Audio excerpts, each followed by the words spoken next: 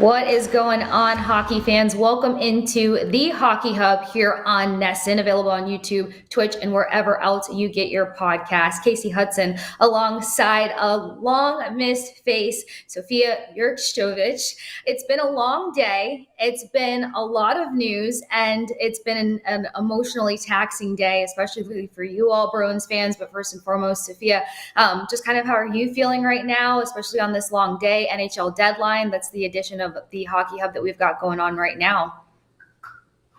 Yeah, I mean, definitely an emotional day for Boston Bruins fans and for people working in the organization. I mean, I've been away from the team for so long, and I just announced like a return back, and I was so looking forward to seeing some of the guys in the room that, because I haven't been there yet, that made me feel welcome, that I kind of started my career with the Bruins with, and all of them have been traded. I mean, there's still Pasta and Charlie and Sway, who I know pretty well, but the guys I was really enjoyed talking to and close with, especially Captain Brad Marchand, like crazy news. I was actually in a meeting at work when this was happening in the office, not on air today, just kind of like getting my bearings and stuff like that. So I was in a meeting at work, phone down on silent and like flipped, as it would be when you're in a meeting, and got out of the meeting and everything was announced, like Coyle dealt, Carlo dealt, Marchand dealt to the Florida Panthers, which like that's some of the biggest reaction, is not that even that he was dealt, but where he was dealt.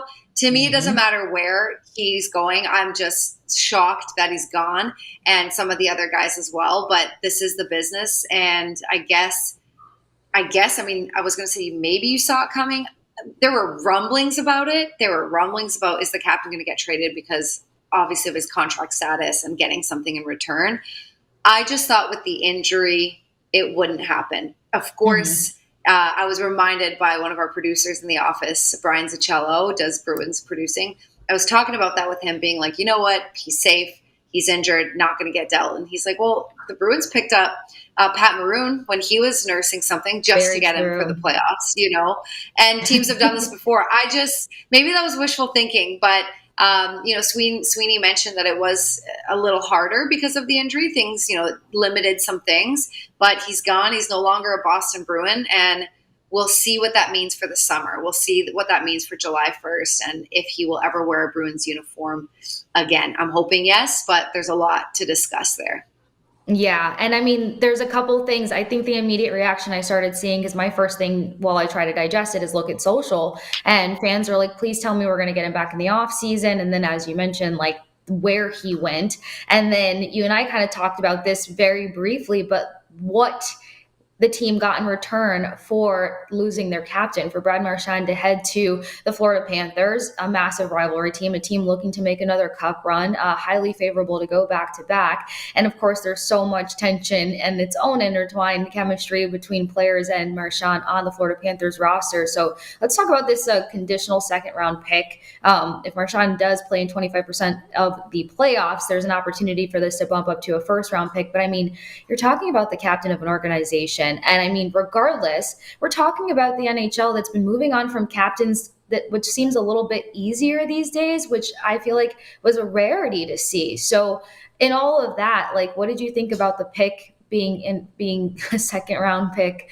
for Marchand, the captain, and a guy who was really excited, and you can speak more to that too, about being the captain of such a team as the Boston Bruins?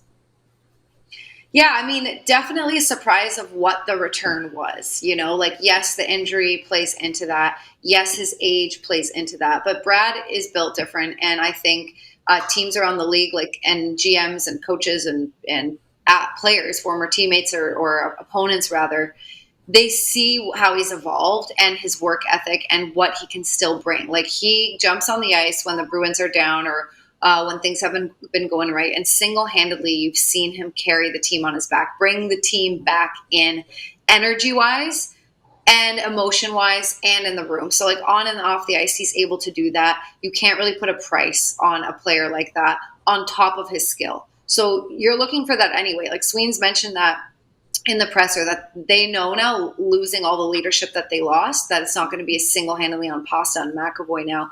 They've got to bring in guys like a Kevin Shattenkirk that they mentioned, like a Nick Foligno. So people are looking for that anyway. You have that in Brad Marchand, and unbelievable skill. So yes, he's older, but he takes care of his body. Yes, he does play in a way where, I mean, it's like 110% every single night. So there's definitely, he's might be more injury prone. And yes, he had that injury, but like he has so much to offer. And maybe because the contract's coming up, so the Florida Panthers take him, they're only getting him for as long as they're in the playoffs. Then he can choose to resign there or somewhere else, right? So I get that. But I thought it would be a bigger return than a conditional first round pick. Like you mentioned, second round 2027, first in 2028, if he plays in 25% of 2 rounds. So the Panthers need to make it to the second round anyway, which, we know it can happen in the postseason. Definitely expected more from the captain. And I think that's for the captain rather, that's a lot of the reaction on Twitter. Yeah, and our team has a great graphic on X. Oh my God, X.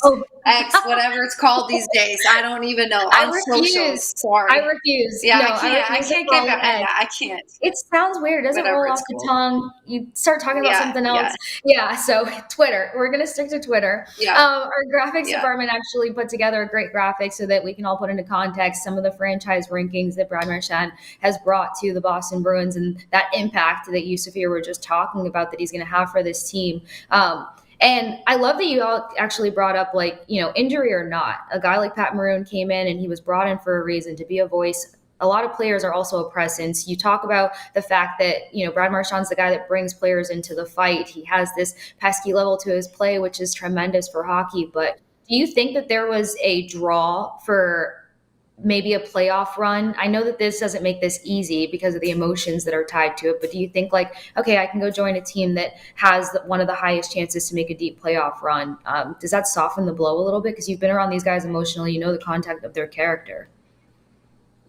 I mean, it sounds like one of my biggest questions in Don Sweeney's press conference, like the answer I wanted the most was how involved was Brad in this process?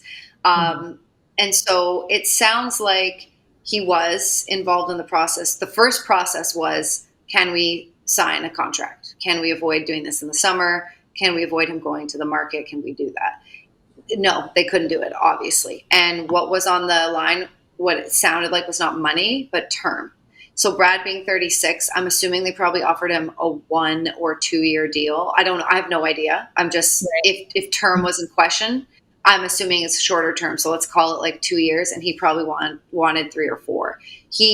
I know from talking to him, I know from how he trains in the off season. I know from how he takes care of himself. He believes he has at least 4 or 5 more years in him. He wants to be that guy who's 39, 40 and still making a difference. Maybe not the best on the ice. He's still the best on the ice a lot of the nights, maybe not night in and night out, but he's still sometimes one of the best players on the ice. So he believes he can do that for a long term, which is where it sounded like Sweeney said the miscommunication or whatever the gap, that's whatever he used, the gap was term. And so once that was off the table, once that wasn't happening, I don't know if it was down to the last minute. I don't know if we're clear, if we have an answer, if it was yesterday or just a couple hours before the deadline that they decided no. And then a trade, talks about a trade were put in place, but it sounds like he was somewhat involved. And, like he mentioned, keeping him on the East. So that's probably better for family. I doubt Marchand's going to move Katrina and the kids. It's just a couple of months.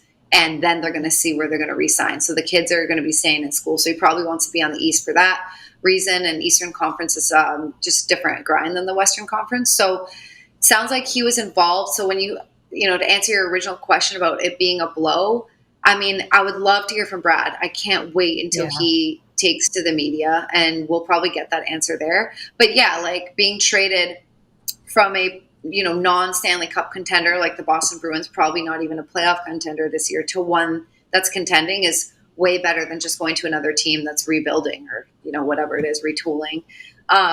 So yes, but I can't wait to hear what he has to say about it.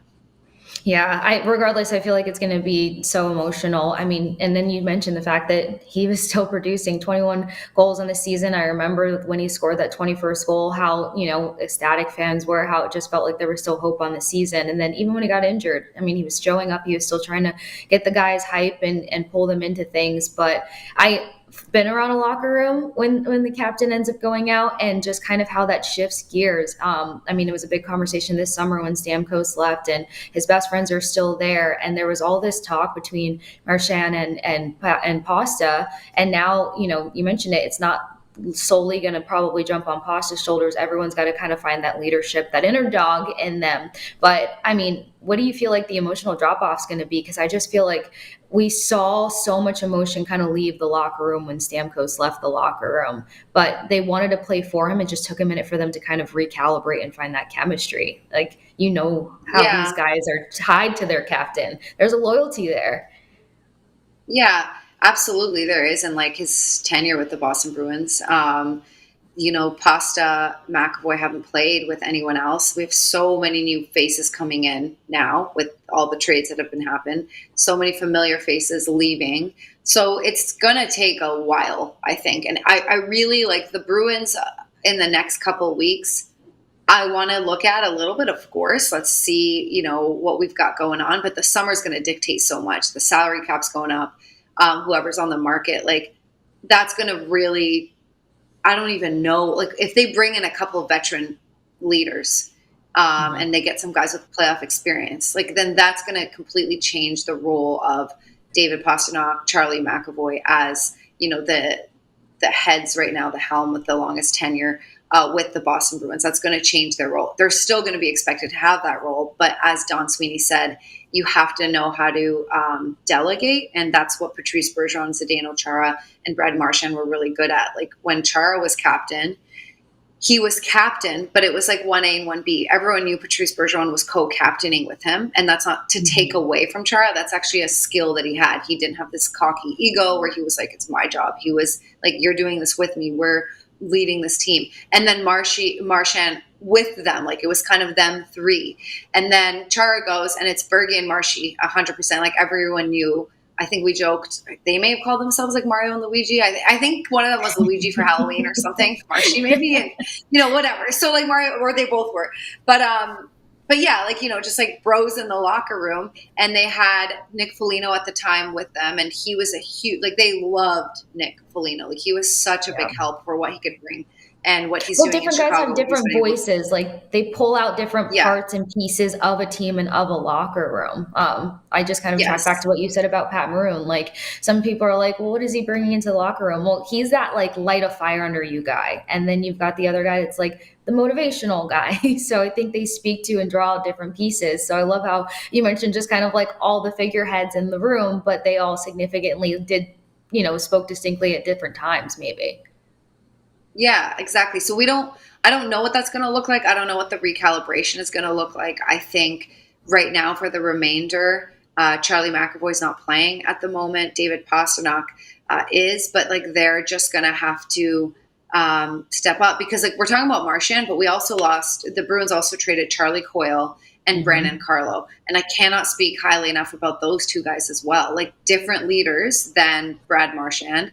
And even Trent Frederick, to a certain extent, like younger and a little bit more of a quiet guy, but just a really solid teammate, a really solid room guy, like a no drama guy. I know he always did what was asked of him in terms of leadership or talking or communicating. And I'm sure he made the guys younger than him, even though he was on the younger end, feel welcome and just a good teammate. And that's the same with Charlie Coyle. Like Charlie Coyle, huge room guy and great to the media too. That's probably why everyone really likes him because he's just same with Brandon Carlo. But those guys also shouldered this responsibility and they were among the group that was like left that understood this Chara Bergeron era. And it really, as someone who came from, so you were covering the Tampa Bay Lightning. I worked in Toronto for like 15 years before I came here. As someone who covered the Toronto Maple Leafs for so long, I did not know what it meant to when people talked about the Bruins until I felt it. I was like, yeah, this is different. Like the culture was such a cliche. It was different. Everyone who's been and gone, I heard Foligno on a podcast talk about that. Like, it was special, very, very special. So you have this core group of guys that remembered some of the, I don't know if it's like traditions or rules or like unwritten rules of how you behave, how you respect your coworkers. And I'm talking about like from like the janitors of Warrior, even from the cleaning staff. Like, they had this way of being where they respected absolutely everybody that interacted with them, from media to cooking to the trainers to everyone. And there was just so much involved with how they were. And that is taught and passed down. And now you have most of those guys who experience that gone. Not saying it doesn't exist in other players. I'm not saying other teams don't have that, but you just have to, like, I think Sweeney said, we built something really special here. They know in order to keep the Bruins special, they need to make sure that room stays the same. So it's a lot of pressure of like filling those shoes when a lot of those guys left. Yeah, I mean, it's a culture change, especially if guys don't know kind of how to pick up those pieces of those players that you were mentioning and how they kind of just fit the bill, because they were still able to learn from Charles and Bergerons that were in the locker room. And that's probably one of the scariest parts about it. For the trade deadline show on Nesson, you saw Ray Cross said it's the end of an era. And that's very unknown as to what to expect. But Charlie Coyle came up last night a number of times as probably like a very memorable draw in part of the Bruins organization. And I know people tend to harp on production sometimes, but when there's a lot of changes and a lot of adversity, it's going to affect a player's play. So Charlie Coyle still was a significant foothold of this team. I know I was rooting for him every game since I got to Boston, because I feel like he has so many different skill sets to contribute and had moments to elevate the team. But when you got a lot going on around you, including injuries and stuff, it's all going to change. So I agree with you, because Tampa Bay was a completely different culture, and I'm still adjusting and learning here how that is, but there's a standard that everyone buys into. And it seems like they went young. If we take a look at some of these moving pieces, you mentioned Carlo going out and Coyle going out, pieces that have come in, we're now looking at a lot of guys that are sitting between that 22 to 24 bridge. And I say that in terms of the players that could potentially contribute right away. There was younger guys, 18 and 20 in the mix also. For Coyle, in the trade here, just to read it off for anybody that missed it on social media, Charlie Coyle and a 2026 fifth-round pick to the Avalanche for Kasey Middlestat, William Zellers, and a 2025 second-round pick. How did that feel in terms of what Coyle has meant to this team going out and now, getting a couple pieces coming in? It feels like the Bruins are getting younger. Yeah, it definitely feels like the Bruins are getting younger. I like the Coyle and Carlo returns. And I mean, I guess that's what retooling and rebuilding it is. It isn't always youth, but because we know that some of the drafts in the last few years with Don Sweeney and what the team tried to do, like, haven't panned out as they expected. If you're not going to get it in draft and you've given away a lot of your picks too, you're going to get it in trades. And like, youth is important, and you're going to want, like we said, guys with experience, hopefully playoff experience as well coming in, and that's what the summer is going to dictate. But the Bruins, like, there's no doubt about it, they did just overnight get a lot younger, and that's where you're hoping this summer you bring in some leaders that can help, coach, so to speak, and guide these guys. And many of them, as you mentioned, already have skill, NHL, proven, and then we're going to see what some of the other ones can do. But I like it. Like, I'm obviously, I'm trying not to be biased, but I am. Like, I love the Bruins. I cover the Bruins, work with and for the Bruins. So like, there's that obvious. But so it's like, there's a sadness, there's a bit of shock. There's like, oh damn, like, I really obviously thought maybe we can make this playoff push. And I didn't think the captain would be traded. But what I love about the NHL is the parity. Like, I just love the turnover, because it just keeps it so interesting. You don't know who, like, last can be first. We've seen that even in the last few years. 8th seed can go and win the cup. Like, it's so exciting. And it's been about 10 years, or exactly 10 years, since the Bruins haven't made the postseason. We're kind of doing these moves. And I think Tuukka Rask said, I think we're going to play his interview a little later with the guys, but like, it's cyclical, and this is what happens in the NHL, and that's why I like the sport so much, because of the turnover and turnaround. As much as it's like sad, it's cool to see teams that were the best of the best, and the Bruins were up there for the last few years, record setting, all that stuff, all of a sudden have to rebuild. And teams that, aren't doing so great have a chance in like a year or two to be great again. So it's cool. Yeah, there's hope there. And it's crazy too, because with Coyle for just a second, and if there's a memory that sticks out to you, especially as fans are just kind of still trying to emotionally process this, everyone just kind of got attached to his dogs from what I saw when I got to Boston. Everyone just kind of got more let into his life. So I'm sure some fans, especially on the younger side, are like, well, hopefully Kasey Mittelstadt comes with something, energy, personality, dogs, a home visit that we get to know him on that better basis on. But is there something that stood out to you with your time, like interviewing Charlie Coyle and like all these players that were so excited to welcome you back into the fold?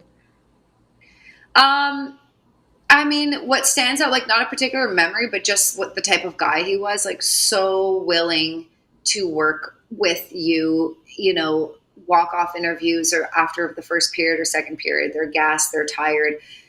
He just always was accommodating, even though they're not the most convenient like interviews, to be honest with you, especially if you just like killed off the final minute 30 or whatever of the period, you're tired, you're down 2 goals. He just made it so easy to work with him. And, if I ever had to get a story or ask questions, like he was like, yeah, like never in a rush. It's like, sit down, let's chat for 5 minutes or 15 minutes, like whatever you need. And just super accommodating. I think being from, Weymouth and being from Massachusetts, this was his dream. And like, he'll be back in the summers. I have no doubt. I know they go to Minnesota with his wife's family too, to visit them, but like, he'll be around for sure. So he's going to be here and fans you'll get him, but they just won't get him in a Bees uniform.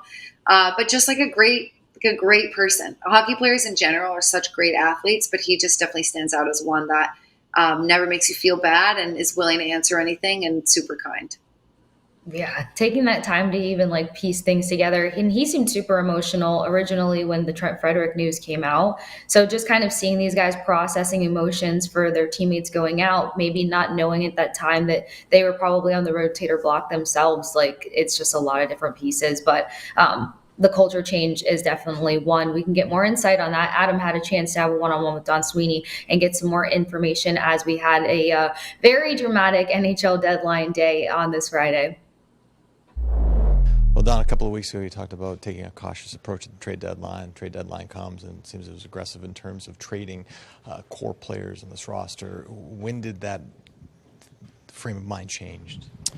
Well, it's usually driven by how aggressive other teams are going to be in making adjustments on their own team, and then relative to where your team sits. And it's unfortunate that we haven't played to the level I thought we were capable of playing. And we took an honest approach, over the last, really 5 or 6 days in particular. I mean, most of the calls happen for months at times leading up to the deadline, and then it's a fury in terms of what happened today. We didn't start the day thinking we were moving every player. It was more driven by where other teams were at and how aggressive they were going to be, and then what that looks like for us, being target specific on some of the players that we feel are going to help our club moving forward. And, also a couple of weeks ago, you talked about, you wanted Brad Marchand to be a lifelong Bruin, didn't work out that way. Where was the disconnect? Again, just couldn't come to agreement on the contract, and have to be respectful of what Brad feels his market value is, and I'm sure he respects to some degree, I think, what our position was. But the ultimate goal was always to make sure that we gave Brad a chance to be that lifelong Bruin, and it's okay. It's sad and it's emotional. Having gone through it myself, I understand, the emotions, but we wanted to make sure we gave him that opportunity, and then he makes the best decision for Brad and his family. And I hope he's making that, because I think the world of him as a person and a player, and what he's done for the organization is up with the greatest. 18 games left in the regular season. What's the message to the existing roster, particularly Charlie McAvoy and David Pastrnak? Yeah, they know this is a hard day. These are close friends of theirs and teammates that they've gone through some battles and had a lot of success. Haven't reached the ultimate goal, got awfully close to it, believed in each other, and now it's sort of like Band-Aid's been ripped off, and there's an emotional there's some baggage associated with that. So they have to get excited about the guys that they once were in joining a roster and pick them up while albeit leading. And I think that's been the overriding message is they're going to lead because that's what the great players that they learned from did, and they want to make sure they do the same. How did today help set the Bruins up for success in the future?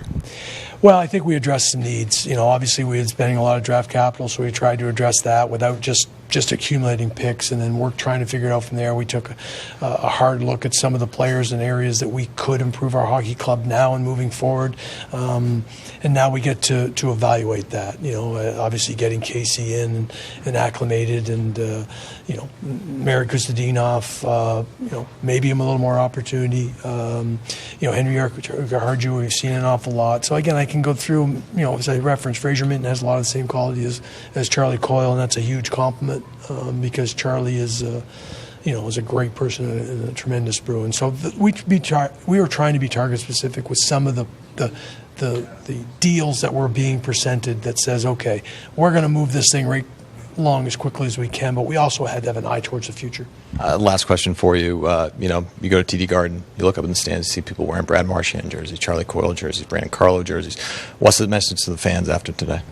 Yeah, it's disappointing because the emotional roller coaster that you put a fan through when when an iconic player in Brad's case and just great community people and players in Brandon and Charlie and all the things they've done. So it's no different than there's still the Cam Neely and Ray Borks, and I think that's the overriding message is we have to get it right. We have a great group of guys to continue to build around and press because we're going to be competitive. Like that's the mantra of the organization, and we're going to get right back on track. Thanks for your time. Thank you, Adam. All right. Got to continue to build. There's a lot to unpack there, Sophia. And I feel like you and I kind of started to touch on some of it. Again, just to touch base on anyone catching up with us, Brad Marchand traded out. Then you got Brandon Carlo, Charlie Coyle, Trent Frederick, Max Jones, and then Justin Brazeau. These are the handful of Boston Bruins players that will be wearing different sweaters coming up here shortly. What I want us to have a conversation about is the more optimistic side of like a fresh presence. And I think that he just alluded to the fact that like Kasey Mittelstadt's got to come in, find his footing and have a presence. And I feel like there's been moments that this club has like done that, and it was underestimated how it would play out. And one name coming to mind for me, maybe because I geekily watched him from a distance, but Bertuzzi. I mean, he ended up being a postseason presence. Everybody said that, he was an energizer to be around. It translated from the ice to the locker room. So like, it feels like there's hope that can be the case with some of these guys coming in. But you were there for, a couple guys coming in and like being immediate buzzes there. So is this realistic? Sorry, like you mean like Mittelstadt and the guys coming in, like realistic for what? Like making a difference right away? Like seeing like fresh presence, like seeing these guys that like just want to make an impact. Like when Tyler Bertuzzi is the one that comes to mind for me because I feel like he was so fun to watch in the postseason, and I feel like the team was able to feed off of that. So just kind of in comparison, like what you saw with Bertuzzi coming in. I mean, I feel like the situations were so different. Like the Bruins were really gunning for the cup, and like it just felt like that they were obviously buyers, not sellers. So it was so different in terms of vibe and what they were going for. I think in this case, like you never want. I know what just happened. You never want your guys on the ice like tomorrow to just like not show up and play. Like you're hoping for that buzz, and you're hoping that anytime you are coming to a new team, you obviously want to show what you're made of to the coaching staff and management, because they're, it's like, it's not training camp because it's the end of the season, but you always have something to prove. You don't know what things are going to look like and pieces that are going to be moved.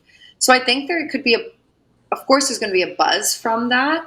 Bertuzzi was actually such a like quiet guy. Maybe I shouldn't say that because like to the media he was.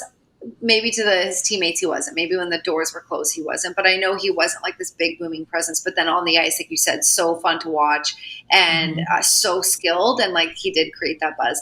I think they're just completely different scenarios and situations. Like that was truly a team that was going to like no one looked at that roster and was like, oh, they're not going to win the cup. Like, of course they had a legitimate chance at doing it.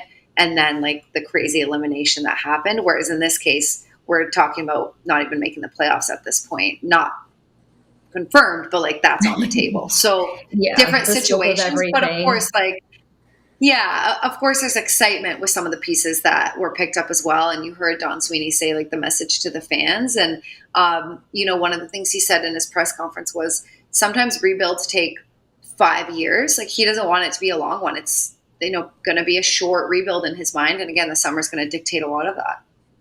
Yeah, the pieces are going to definitely have, I want to say some pressure to it, but hopefully it can just be more of a breath of fresh air. I mentioned beforehand, like there's the excitement around Kasey Mittelstadt coming in. I was someone who liked watching his career, liked seeing the role that he played in Buffalo a number of times. And so, I mean, just for encouragement for fans and stuff, you're talking about a guy, especially while McAvoy is dealing with his injury. We kind of lost that neutral zone play. Kasey Mittelstadt is known for being able to present and be a presence in that. You're also talking about a guy who's really fun to watch when it comes to backhanded goals, finding space in front of the net. So he's an opportunist in terms of setting up his teammates for success. He's fast. He's on the young side. So seeing where he plugs in can be that breath of fresh air. I like that you mentioned that like Tyler Bertuzzi was probably like a little more reserved and then had this booming presence on the ice. Mittelstadt's kind of similar in the sense of like he's not the most loudest speaking guy, but I feel like they'll feel a presence of him once he gets in and starts finding his footing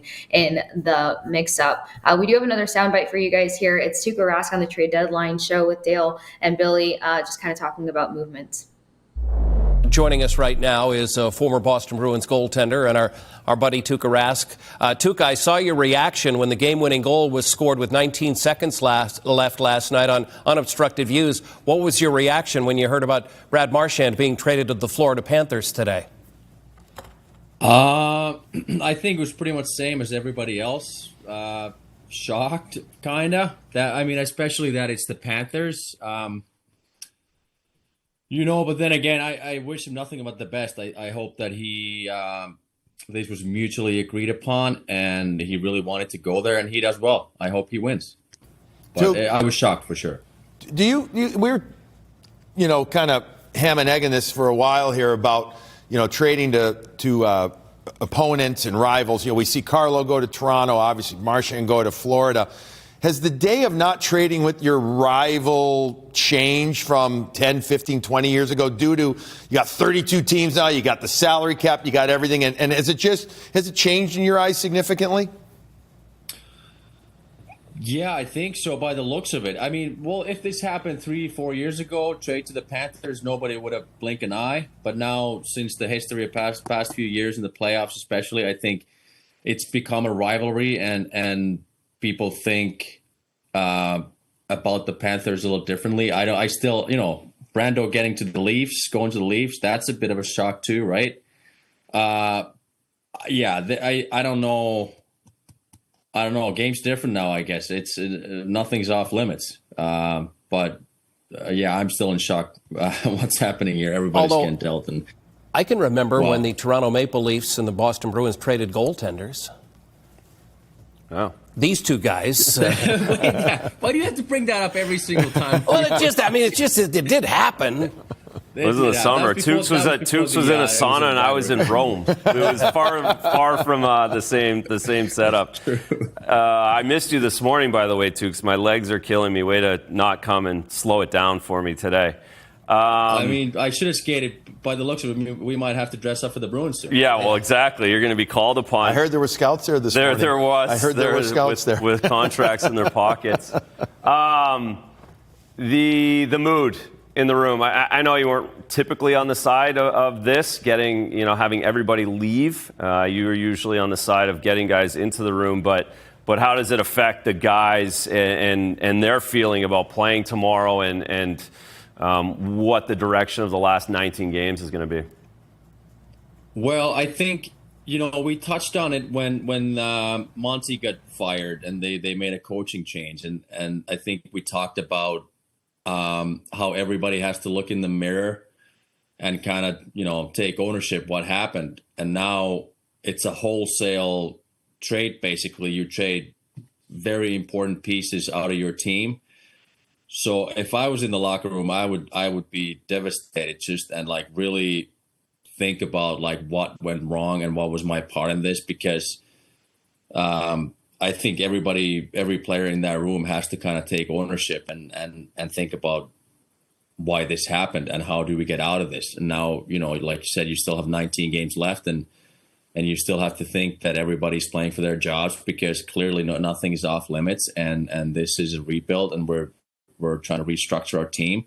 If you want to be part of it, make sure you show us something that you're worth it.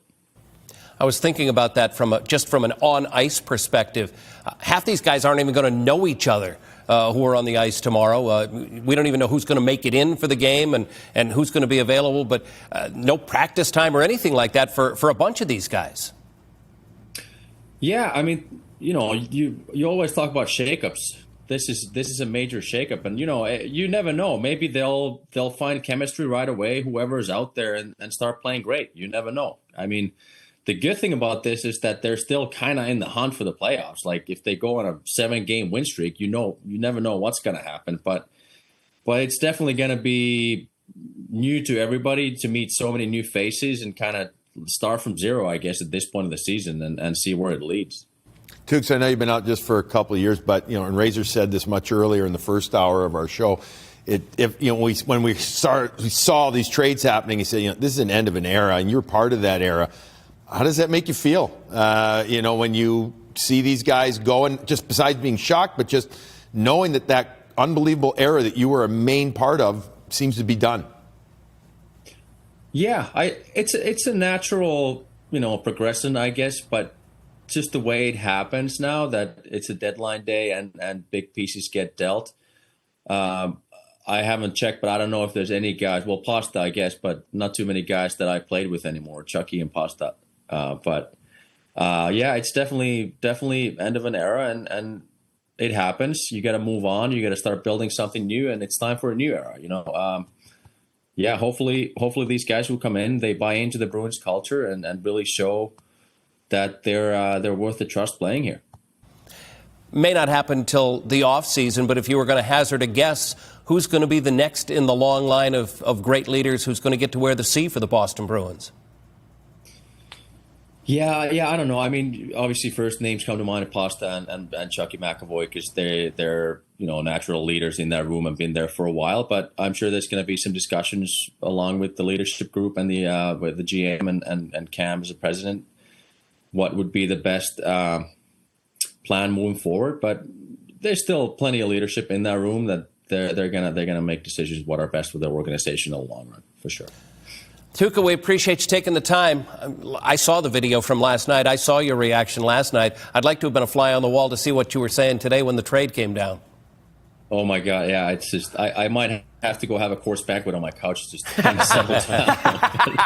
Your Jordan's furniture couch. But, what are you going to do? It's a sad day, but like yesterday's game, it just sums up the season, and you kind of just have to laugh. Like, seriously, this is how it's going. But I really hope that these guys get a little grip and start fighting and what's left of the season, and hopefully they make a good run. Oh my gosh, I loved his reaction to that because I feel like it's so real. Like, you're speechless, right, in the sense of what's going on, but then also you're hearing retooling, and then why is this happening in the locker room? That hit me the hardest, to hear his perspective on why this is happening, and now these players have to go down and figure it out in Tampa Bay. What was your biggest takeaway from Tuukka's reaction? Because I feel like it would lean towards Charlie McAvoy maybe taking over, but you would know better than me. Yeah, again, I feel like, and I hate diverting that, but I just think the summer's going to say so much, and I don't think they're going to bring someone in who's never been a Bruin and then give them the C. I don't know, maybe it's some crazy, we'll have to see. But Charlie McAvoy and Pasta, like he said, are their most natural leaders. They've worn the A, and so that makes sense. But yeah, what you just the fact that those guys he knows are looking at themselves and being like, how did I have a part in this? Don Sweeney referenced it in his press conference when he said, whatever the record was, someone I think gave a record of the last 8, but whatever, 6 losses. Obviously, we know they've just been losing out this back half of the season. And they referenced if that had an impact on the moves he was making. And he kind of said, no. I'm going to believe Don Sweeney, what he's saying. But I do think the players realize that if they had won 9 of 12, that they're in a completely different position. And maybe their captain would still be their captain. Like, I don't like saying that because I have no idea what Sweeney's and the contract negotiations and how serious he was about getting something in return, how far the term was off. Was it 1 year? Was it 3 years? Like, things still could have happened. But 100% the way they've been playing and, you know, like Tuukka said, looking at each other, looking at themselves, they probably sense or feel a sense of responsibility for some of the guys that were dealt. Because if you are in a wild card position or in a playoff spot, you need a Brandon Carlo, you need a Charlie Coyle, excuse me, and obviously Brad Marchand, and like those guys. We saw how Coyle stepped up last season in the postseason. Like they're the workhorses you need. So you're not dealing them if you're going to be in a playoff position. You need that depth. So I do think the record has something to do with it. To this point, guys are kind of looking at each other, being like, how could we have, prevented this? But it is what it is, and this is part of the game. And now they have to just get excited about making the most with what they have and not being in a long rebuild. They don't want that. They want to be contenders next year. And so that's up to them now too.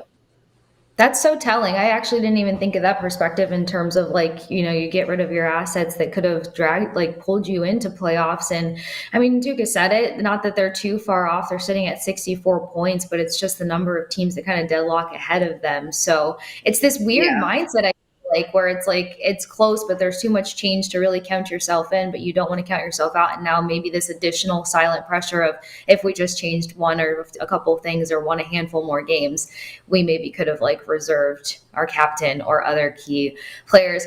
Any other final thoughts of the NHL trade deadline or all these moving pieces? No, it was a wild one. Sometimes they're quiet. I've obviously worked on deadline shows most of my career.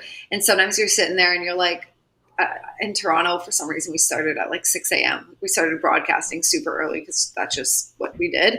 And so you're there for 6 hours, 12 hours, and nothing's happening. And you're like, this is the worst. So it's a wild one, not just from the Bruins perspective, but they definitely got a lot of attention around the league for what they did.